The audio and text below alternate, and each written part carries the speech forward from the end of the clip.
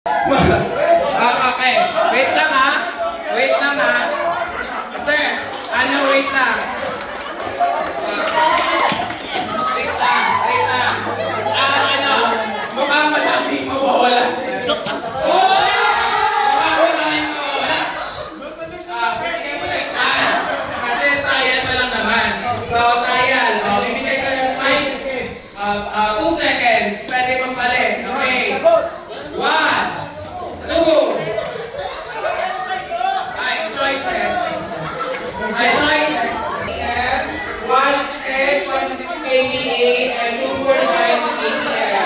Okay.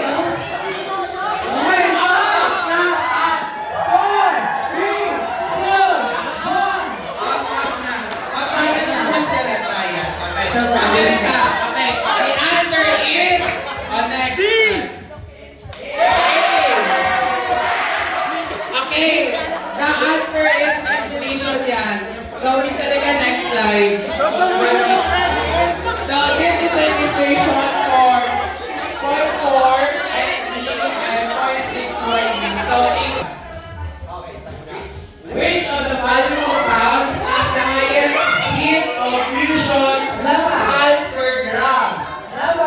Okay, the choices are cyclopentate for A, N-octate for B, C is B-cyclene, D is 2-methyl-2-butene.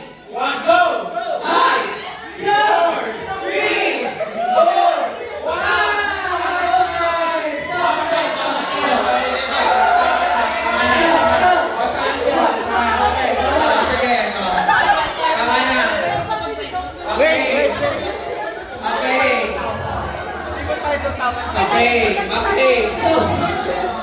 Okay. So si classmate, nag-iisa dito sa letter D. Classmate, explain mo na nga bakit ka nasa letter D. Pero okay na rin, classmate. Okay, ano? Let's review na ba? Let's review. The answer, ma'am, is...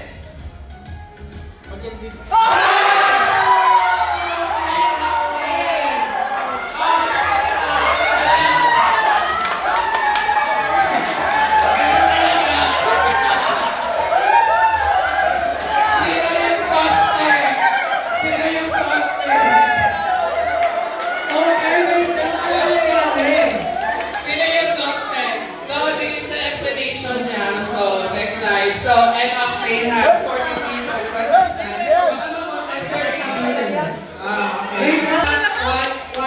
One letter per tao. Paunahan. Atas. Okay. Question number 2. What chapter of Mary's handbook do you think this figure came from? This table and figure is solubility of carbon dioxide with 30% weight. And proven by the carbonate logarithm scale and focus on low pressure region. Choices are chapter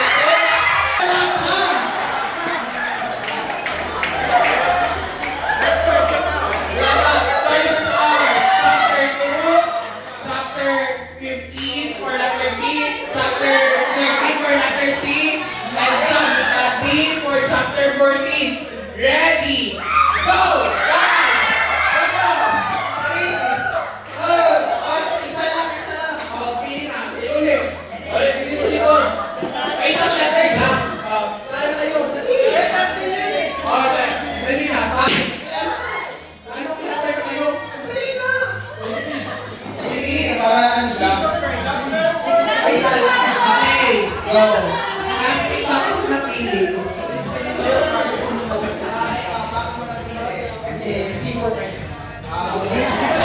Okay, the correct answer is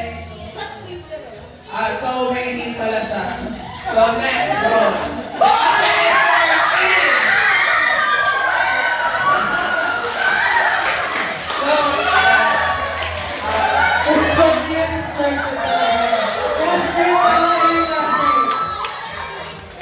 So it is figure 14.2 in the Paris.